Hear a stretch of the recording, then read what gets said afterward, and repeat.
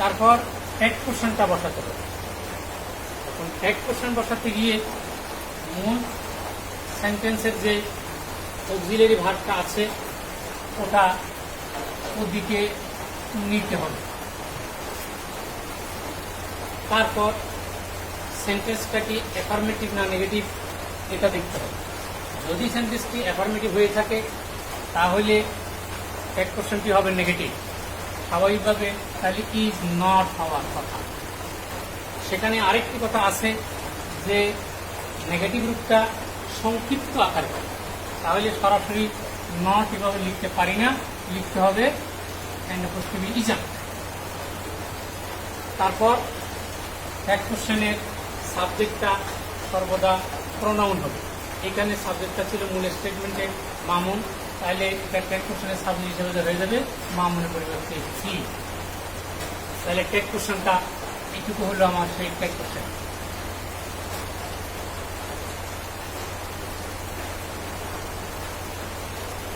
Note of interrogation, তারপরে যাই হচ্ছে নোট অফ ইন্টারোগেশন। এই হচ্ছে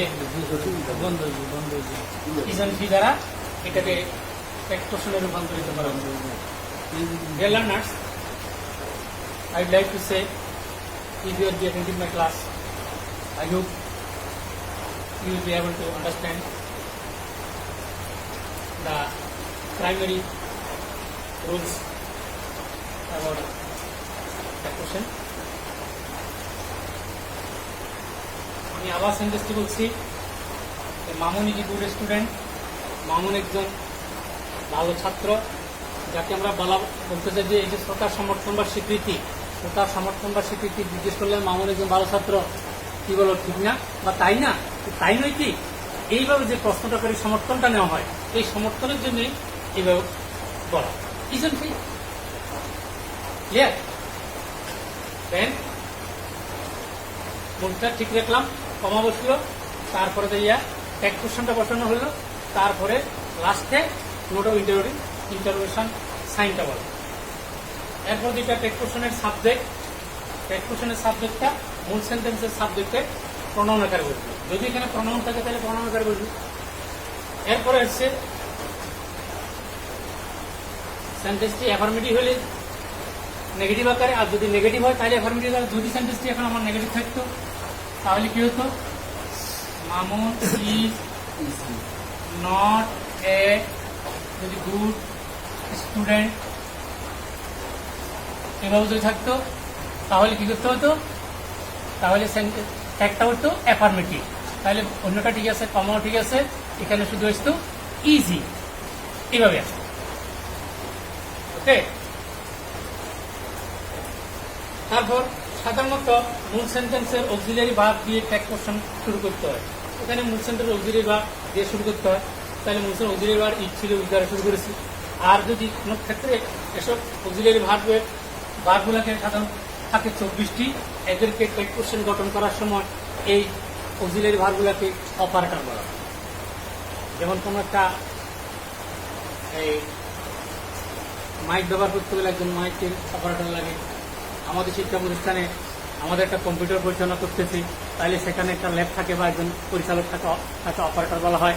এইভাবে ওইটাকেও এই ভাষায় এসব অপারেটর বলা হয়। আর যদি কোনো সেন্টেন্সে কোনো অক্সিলারি ভার্ব না থাকে তাহলে টেন্স অনুযায়ী প্রেজেন্ট টেন্সে ডু বা ডাজ এবং পাস্ট টেন্সে ডিড বসে। যদি অক্সিলারি ভার্ব না থাকে, তাহলে অক্সিলারি ভার্ব না থাকলে আমি একটা সেন্টেন্স লিখি অক্সিলারি ভার্ব নাই, যেমন they play football, they play football. তাহলে এটাকে কিভাবে করবে, অক্সিলারি ভার্ব নাই, অক্সিলারি ভার্ব না থাকলে বলছি টেন্স অনুযায়ী প্রেজেন্ট টেন্সে ডু বা ডাজ, তাহলে প্রেজেন্ট টেন্স কিনা বা পাস্ট টেন্স কিনা এটা আমার সেন্টেন্সের অর্থ দিয়ে প্রকাশ করবো। দে প্লে ফুটবল, তারা ফুটবল খেলে, তাহলে এটা কোন টেন্সে আছে, প্রেজেন্ট টেন্সে। যদি প্রেজেন্ট টেন্সে থাকে তাহলে ডু বা ডাজ ব্যবহার করবো। এখন কখন ডু ব্যবহার করবো, কখন ডাজ ব্যবহার করবো সেই নিয়ম আমরা জানি। যদি সাবজেক্ট থার্ড পারসন এবং সিঙ্গুলার নাম্বার, তিনটা বিষয় সেখানে মনে রাখতে হবে। সেন্টেন্সটি প্রেজেন্ট টেন্সে থাকতে হবে, তারপরে সাবজেক্টটা সিঙ্গুলার হতে হবে, তারপরে পার্সন থার্ড পার্সন হতে হবে, তাহলে ডাজ বসবে, অন্যথায় ডু বসবে। তাহলে আমরা সেই দৃষ্টিতে সমাজের মতো বসাইলাম, তারপরে এখানে ডু। যেহেতু এটা অ্যাফার্মেটিভ সেন্টেন্স, তাহলে ডু নট একটা সংক্ষিপ্ত রূপ ডোন্ট। তারপরে দে নিশা বসবে, প্রণাম নিশা বসবে, দেটা দে রয়ে গেল। ডোন্ট দে প্রশ্নবোধক চিহ্ন, যে নোট অফ ইন্টারোগেশন যেটা বলা ছিল, তাহলে সেভাবে করা হবে। ডিয়ার লার্নার্স, এখন যে অপারেটর ছিল, অপারেটরগুলোর কথা বলা হয়েছিল 24টি। আমি এখন অপারেটরগুলো লিখতে যাচ্ছি।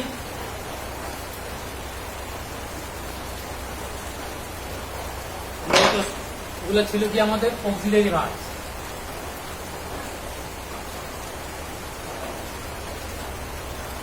অক্সিলারি বললো ভারী অক্সিলারি ভার্ব। এখানে হলো টু বি ভার্ব, এটাকে আমি প্রেজেন্ট লিখলাম EST, আর দিকে লিখলাম ফার্স্ট, প্রেজেন্ট টেন্স এবং past tense. To be verb present টেন্সে আছে কি, এটাকে আরো একটু নিচে দিই। টু বি ভার্ব ভার্ব আছে প্রেজেন্ট টেন্সে অ্যাম, ইজ, আর। আর পাস্ট টেন্সে আছে ওয়াজ, ওয়ার। তারপরে টু হ্যাভ ভার্বস, এখানে প্রেজেন্ট টেন্স হইল হ্যাভ, হ্যাজ, পাস্ট টেন্স হইল হ্যাড। তারপরে to do verbs, do, does, past tense হইল ডিড। তারপরে আসছে মডাল অক্সিলারি,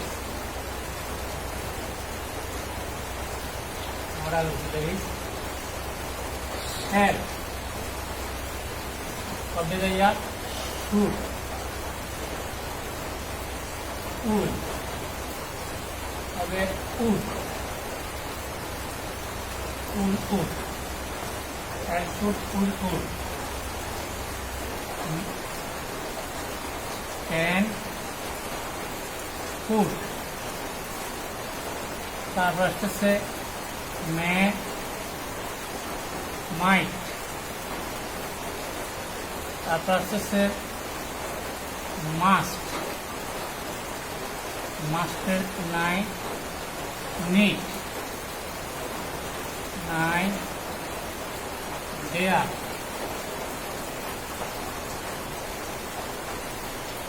OUGHT, O2, নাই, used to। তাহলে এখানে ছিল কয়টা পাইলাম, 3 দিয়ে 5টি, এখানে পাইলাম 3টি, এখানে পাইলাম 3টি, আর এদিকে পাইলাম 11।